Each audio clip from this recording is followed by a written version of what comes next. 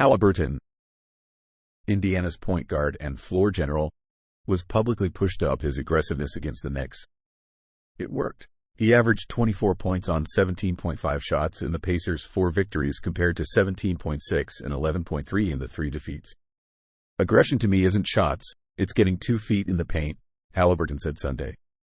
Okay, but the Celtics are a different challenge entirely. Remember, Boston and Indiana ranked 1-2 offensively this season, but 2-24 defensively. Haliburton's production dipped in the 4 games he played in the series. Just 15.8 points on 41% shooting, versus 20.1 and 47.7% overall. The Knicks found a few ways to contain him until they ran out of gas and healthy-ish bodies. Boston can send a fleet of defenders, starting with all defensive candidates Drew Holiday and Derek White. Then it has Jaylen Brown, Jason Tatum, and Peyton Pritchard to shuffle through. Indiana has to keep its pace high, because the Celtics' half-court defense could choke off Haliburton in whatever offense he tries to initiate.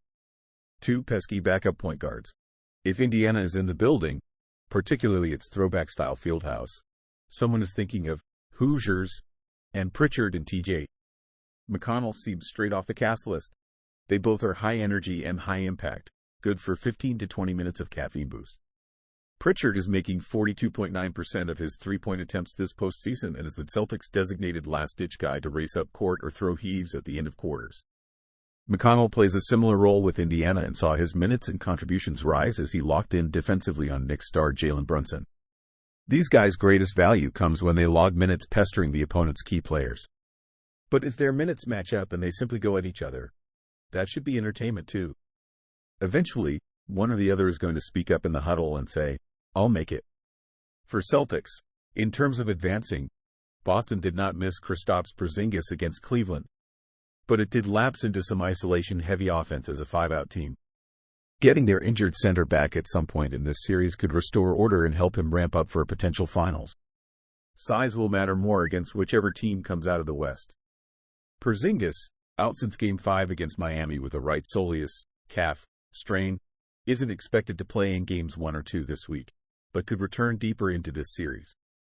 For Pacers, Nesmith is the Pacers' defender who typically draws the toughest individual matchup.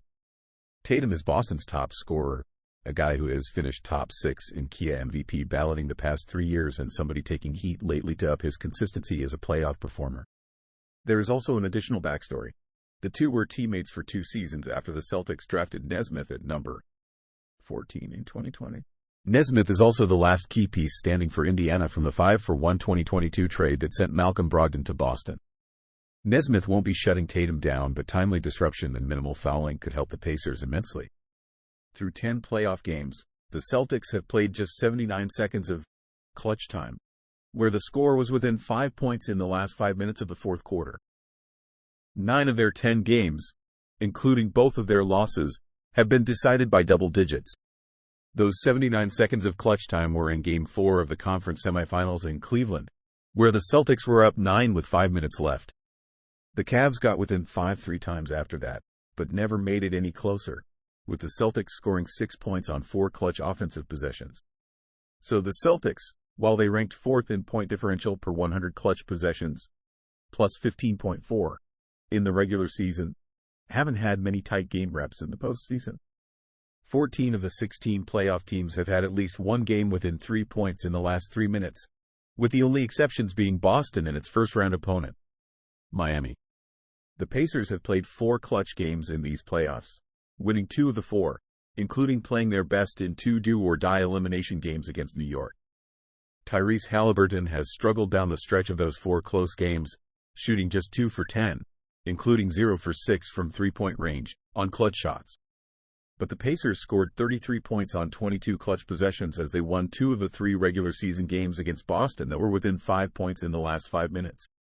Celtics in 5. Why 5?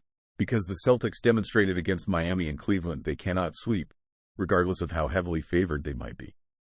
It doesn't matter how many, anyway. Boston is the team playing under pressure here.